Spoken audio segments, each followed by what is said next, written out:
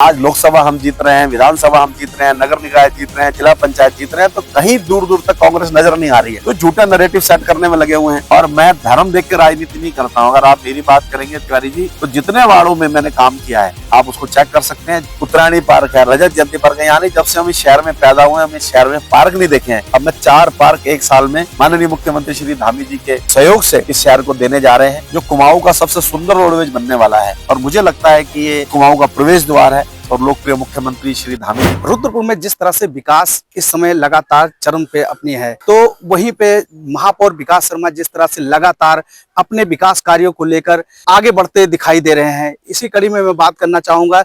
Sir, सुरागी लाल news channel पर आपका बहुत बहुत स्वागत है। धन्यवाद दुर्गेश भाई। सर, जिस तरह से आपके द्वारा लगातार विकास कार्य किए जा रहे हैं, कल ही देखा गया एक नया वेंडिंग जोन लोगों को समर्पित करने के आपने जिस तरह से निरीक्षण किया, वहाँ एडीएम भी पहुंचे और काफी लंबे समय से रोडवेज का जो मामला चल रहा था उसको लेकर भी आप वहाँ मौके पर निरीक्षण भी किया और त्वरित कार्रवाई करने का आदेश भी मिला। पंकज उपाध्याय जो एडीएम है वो भी पहुंचे वहां पे। कैसे देखते हैं लोग, कितने आज जिस तरह से आपकी विकास की गंगा बह रही है, लोग चाहे पक्ष हो चाहे विपक्ष हो, लोग परेशान हैं, कैसे देखते हैं? ये माननीय मुख्यमंत्री श्री पुष्कर सिंह धामी जी का विजन है कि रुद्रपुर को उत्तराखंड का नंबर 1 शहर बनाना है। माननीय मुख्यमंत्री श्री धामी जी का, क्योंकि अगर मैं कहूं कि खटीमा और देहरादून के बाद सबसे ज्यादा कहीं रुके हैं तो रुद्रपुर रुके हैं, और उनका विजन है कि ये उत्तराखंड का नंबर 1 शहर बने। मैं उस दिन रोडवेज का निरीक्षण करके आया था, उनकी कुछ जरूरतें थी, कुछ अतिक्रमण हटना है। और इधर हमारा जो नैनीताल रोड है, जो इंदिरा चौक से डीडी चौक तक चौड़ा हो रहा था, इसके अंदर भी कुछ बिजली की तारें शिफ्ट होनी थी।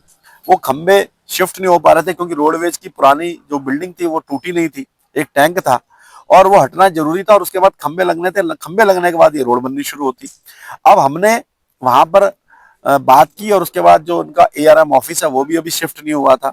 तो कल एडीएम श्री पंकज उपाध्याय जी और हमारे कमिश्नर श्रीमती शिप्रा जोशी और हम लोग गए थे। हमने उनका ऑफिस भी शिफ्ट करा दिया है। कल बिजली के खंबे भी लग गए हैं। तो मुझे लगता है कि विद इन 2 या 3 डेज में ये जो काम रुका हुआ है इंदिरा चौक से डीडी चौक तक का, ये शुरू हो जाएगा। दूसरा जो रोडवेज का द्वार है, जहां से प्रवेश द्वार बनना है, वहां बाहर कुछ दुकानें बनी हुई हैं, बहुत पुराने दुकानदार है हमारे शहर के, उनको हटाने की बात थी। तो हमने कहा उनको व्यवस्थित किया जाए। तो हमने एक तीसरा वेंडिंग जोन नया बनाने का निर्णय लिया है, जहाँ जेसी स्कूल है उसके बगल में। तो हमने उसको प्लान किया है कि एक सुंदर वेंडिंग जोन बनाएंगे और उन दुकानदारों को वहां शिफ्ट कर देंगे और जो रोडवेज है उसका काम भी प्रॉपर शुरू हो जाएगा। और एक सुंदर रोडवेज, जो कुमाऊं का सबसे सुंदर रोडवेज बनने वाला है। और मुझे लगता है कि ये कुमाऊं का प्रवेश द्वार है और लोकप्रिय मुख्यमंत्री श्री धामी जी के नेतृत्व में हम ये सुंदर रोडवेज बस अड्डा बहुत जल्दी जनता को समर्पित करेंगे। और इसके साथ ही अभी हमारा 1 साल पूरा होने वाला है। हमारे लोकप्रिय मुख्यमंत्री श्री धामी जी यहाँ आने वाले हैं 14 तारीख को। तो 14 तारीख को हम, जिसे इंदिरा चौक के हम नाम से जानते थे, वो त्रिशूल चौक बनने वाला है। वहाँ शिव का भव्य त्रिशूल लग रहा है और 14 तारीख को कांवरियों के साथ, शिव भक्तों के साथ, अमरनाथ सेवा मंडल के साथ, नीलकंठ धाम के सदस्यों के साथ माननीय मुख्यमंत्री जी उस चौक का उद्घाटन करेंगे, उसका शिलान्यास करेंगे। और इसके साथ ही जो हमारे शिलान्यास है, लोकार्पण है, जैसे गौशाला है, कई सड़कें हैं, नहर कवरिंग का काम है, पार्क है, गांधी पार्क है, मोदी मैदान है, उत्तरायणी पार्क है, रजत जयंती पार्क है, यानी जब से हम इस शहर में पैदा हुए हम इस शहर में पार्क नहीं देखे हैं। अब मैं 4 पार्क एक साल में माननीय मुख्यमंत्री श्री धामी जी के सहयोग से इस शहर को देने जा रहे हैं।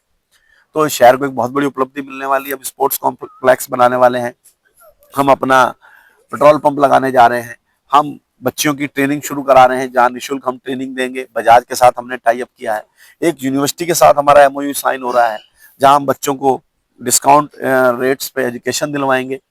ऐसे ही हम एक डिजिटल लाइब्रेरी बनाने जा रहे हैं। तो ऐसे विभिन्न प्रकार के जो हमने 1 साल में काम किए, मैं समझता हूँ कि लगभग 100 करोड़ के आसपास ये डाटा होने वाला है। और ये सारे काम मिलाकर माननीय मुख्यमंत्री श्री धामी जी के नेतृत्व में हम काम कर रहे हैं। और ये सारा श्रेय मैं अपनी धामी सरकार को देता हूं और यहाँ की जनता को देता हूं कि जिन्होंने मुझे इस लायक बनाया कि मैं धामी जी से और इस सरकार से, माननीय मोदी जी से उस योजनाओं को ला सकूं। और वो योजनाएं लाके मैंने जनता को समर्पण करने का काम किया है। और बात करें इसी कड़ी में, सर, जिस तरह से ईदगाह का मामला सामने है, आप पे सीधा सीधा आरोप लगाया गया। आपके पहले कहते थे भू माफिया, जब आप इलेक्शन नहीं थे लड़ रहे, जब मेयर नहीं थे, उस समय आपको भूमाफिया के नाम से लोग कहते थे, कई बार आप पे मुकदमा भी दर्ज हुआ। लेकिन जिस तरह से ईदगाह का मामला है, उसमें भी सीधा सीधा आपके आरोप लगे हैं, कैसे देखते हैं उसको? देखिए, राजनीति में जब आप काम करते हैं तो बहुत चीजें आपको घिरने की कोशिश करती हैं। जब मैं कुछ भी नहीं था, प्रदेश मंत्री भी नहीं था, धामी जी मुख्यमंत्री भी नहीं थे, तो मेरे पर एक भूमाफिया का भी आरोप लगा।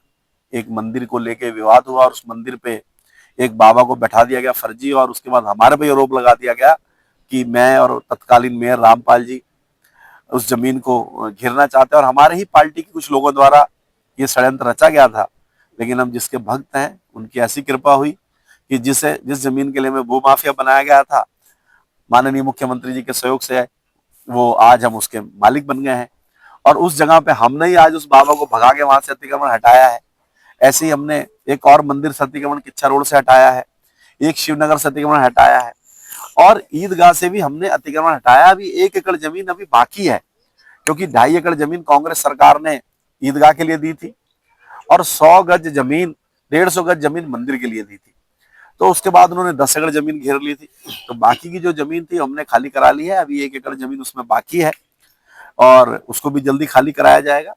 और मैं धर्म देख के राजनीति नहीं करता हूं। अगर आप मेरी बात करेंगे तिवारी जी, तो जितने वार्डों में मैंने काम किया है आप उसको चेक कर सकते हैं। जहां मुझे वोट नहीं भी मिला, जो मुस्लिम वार्ड थे जहां मैं नहीं भी जीता हूं, वहां पे भी मैंने समान रूप से सड़क नाली देने का काम किया है, क्योंकि हम सबका साथ सबका विकास पे काम करते हैं। मुझे पता है कि मुस्लिम लोग मुझे आगे भी वोट देने वाले नहीं है, लेकिन मैं इनके तुष्टिकरण की राजनीति कभी नहीं करूंगा।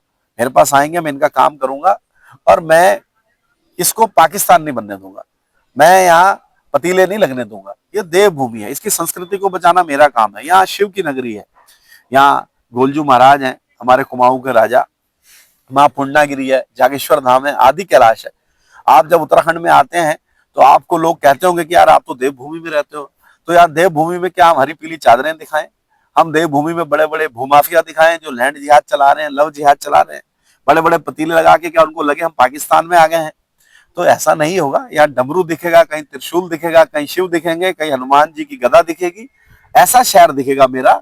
ये मेरा मेरा सौभाग्य है कि कुमाऊं के देवी देवताओं ने मुझे अवसर दिया है, क्योंकि ये देवी देवताओं की नगरी है और बिना हरि की मर्जी के किसी को राजपाट नहीं मिलता है। और मैं बहुत ईमानदारी से काम कर रहा हूँ, लोगों की सेवा कर रहा हूँ, क्योंकि उनके अंदर भी मैं हरि को देखता हूँ और मैं इसलिए उनका भी काम कर रहा हूँ। और मेरे हरि को कभी भी छल कपटी या षड्यंत्र रचने वाले, किसी को नीचे गिराने वाले लोग पसंद नहीं है। इसलिए हरि ने मुझे फिर ऊंचा उठा दिया है, और इस हरि की मर्जी होगी तो और ऊंचा उठा देंगे। तो हम अपना काम कर रहे हैं, जो मुझे गिराना चाहते हैं वो भी अपना काम कर रहे हैं, उन्हें भी अपना काम करने देते हैं। होगा वही जो हरि चाहेंगे। जिस तरह से अभी एक सर आप एक और आरोप लग रहे हैं, लगातार जिस तरह से जो चौक है, चौक चौराहे पर नाम बदले जा रहे हैं, विपक्ष बार बार सवाल उठा रहा है। ऐसा क्या लग रहा है कि नाम बदलने का प्रक्रिया अपनाई जा रही है? देखिए, अब नाम बदलना, अब सीर गोटिया क्या मतलब है? सीर गोटिया, पहाड़गंज क्या मतलब है? भूत बंगला, क्या भूत रहते हैं वहां? खेड़ा क्या मतलब है इसका? घास मंडी, आप बताइए ना। तो ऐसे नामों को हम बदल रहे हैं। अब भूत बंगला को हमने उसका नाम भगवान वाल्मीकि नगर कर दिया है। ऐसे ही हम अपना अपना क्या नाम है, घास मंडी है, उसे श्री श्याम नगर कर दिया है। ऐसे ही खेड़ा को श्री संतोषी माता नगर कर रहे हैं। तो ऐसे ही हमने सारे जो ऐसे उल्टे सीधे नाम है, जैसे सीर गोटिया है तो उसे वीर अब्दुल हमीद नगर कर रहे हैं। तो जो क्रांतिकारी हैं, स्वतंत्रता सेनानी हैं, जिन्होंने इस देश के लिए बलिदान दिए हैं, उनके नाम पे हम करेंगे। और हमने किसी का नाम चौराहे का नहीं बदला है, हम चौराहे पे खाली त्रिशूल लगा रहे हैं। हमने उस त्रिशूल लगाने, मूर्ति हमने नहीं हटाई है। मूर्ति पहले हट गई थी जब हाईवे चौड़े हो रहे थे। तो हमारा काम है हमारी संस्कृति को बनाए रखना, और जो अटपटे नाम है उनको ठीक करना, और अटपटे लोगों को भी ठीक करना मेरा काम है। मैं चौकीदार हूँ इस शहर का। मैं किसी को भी अतिक्रमण नहीं करने दूंगा, बड़े बड़े पतीले नहीं लगाने दूंगा, देवभूमि की संस्कृति बिगाड़ने नहीं दूंगा, चाहे वो मंदिर के नाम पे, मस्जिद के नाम पे, ईदगाह के नाम पे, किसी को भी जमीन पे कब्जा नहीं करने दूंगा। सर 2027 का चुनाव नजदीक, कैसे देखते हैं, लक्ष्य क्या रहेगा? लक्ष्य एक ही है, कमल का फूल। लक्ष्य एक ही है, धामी सरकार, नकल विरोधी कानून हो। और जिस प्रकार से पेंशन है, पेंशन भी दोनों को देनी शुरू कर दी हमने। हमने होम स्टे की योजना चलाई है। हमने जिस प्रकार से देवभूमि का स्वरूप को बनाए रखने का काम हमारे लोकप्रिय मुख्यमंत्री श्री पुष्कर सिंह धामी जी ने किया है। 25,000 से अधिक बेरोजगार नौजवानों को नौकरियां मिली हैं बिना किसी पर्ची के, बिना किसी खर्ची के। तो ये बहुत बड़ी उपलब्धि है। आज लोकसभा हम जीत रहे हैं, विधानसभा हम जीत रहे हैं, नगर निकाय जीत रहे हैं, जिला पंचायत जीत रहे हैं, तो कहीं दूर दूर तक कांग्रेस नजर नहीं आ रही है। तो झूठा नैरेटिव सेट करने में लगे हुए हैं। कभी वो 3 साल पुरानी बहन अंकिता भंडारी के कांड को ओपन करते हैं, कभी वो अन्य अन्य घटनाओं को। अब पुलिस है, पुलिस का काम है घटनाओं को उजागर करना, और प्रशासन का काम है उसे लॉ एंड ऑर्डर को बनाए रखना। तो ये धामी जी जब से बैठे हैं, आप देख रहे हैं अधिकारी कितना जनता के बीच में जा रहे हैं। अभी जन जन की सरकार, जन जन के द्वार में देख रहा था कितने लोगों के काम हो रहे हैं, बिना किसी नेता के काम हो रहे हैं। और लगातार मुख्यमंत्री जी ने ऐसी प्रणाली बनाई है कि जनता सीधा अपना काम करा पा रही है, जनता का काम हो रहा है। तो मुझे लगता है 2027 में पुनः कमल खिलेगा।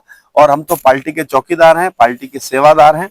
पार्टी जहां भी उपयोग हमारा समझेगी हमें लगाएगी, और हमारी ये ड्यूटी है कि 2027 में पुनः यहाँ कमल खिलेगा।